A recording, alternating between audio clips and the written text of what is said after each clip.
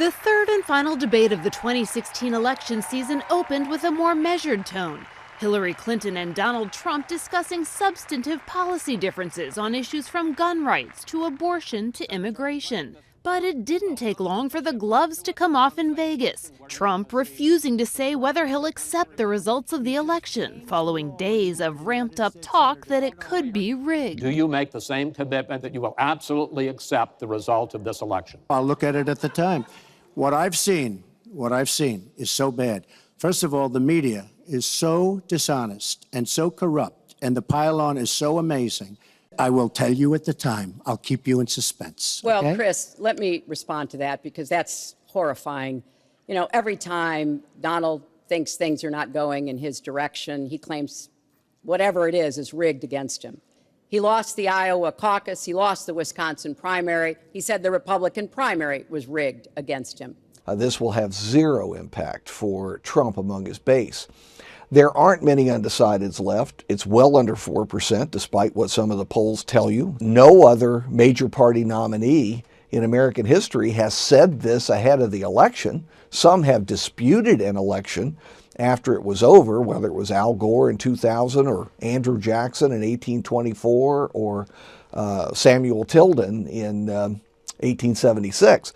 We have had very close elections, and people are legitimately questioning the results at the time. There's nothing wrong with that. But you have to have evidence of fraud, and an election has to have already taken place and be very close. And there's just, three big problems. None of those conditions apply to this year and Donald Trump. That exchange came moments after Trump was questioned about and flatly denied a string of sexual assault allegations. Well, first of all, those stories have been largely debunked. Those stories are all totally false. I have to say that. And I didn't even apologize to my wife, who's sitting right here, because I didn't do anything. Donald thinks belittling women makes him bigger. He goes after their dignity, their self-worth, and I don't think there is a woman anywhere who doesn't know what that feels like. Nobody has more respect for women than I do. Nobody. She mentions this, which is all fiction. My shop, the Crystal Ball at the University of Virginia, we already have Hillary Clinton at 352 electoral votes. She's pretty much maxed out.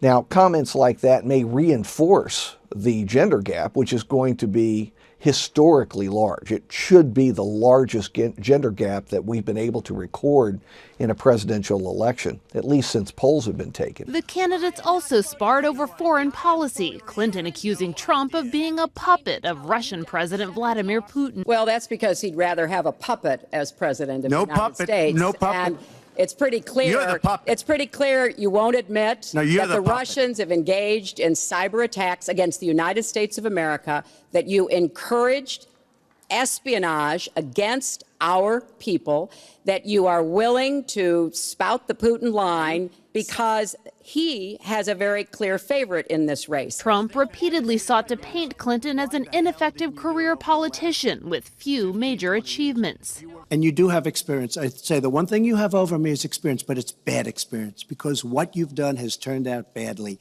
If you become president, this country is going to be in some mess, believe me. He raised the 30 years of experience. So let me just talk briefly about that. In the 1980s, I was working to reform the schools in Arkansas.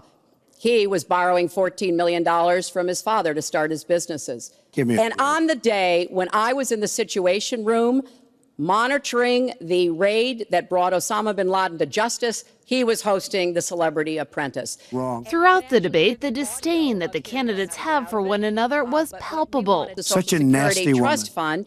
Please let I Mr. think Trump speak. He's unfit, and he proves it every time You he are talks. the one that's unfit. With less than 3 weeks to go before Election Day, Trump is hoping this third and final debate did enough to recapture some of his eroding Republican support in must-win states, so that he can turn around a race that appears to be slipping from his grasp.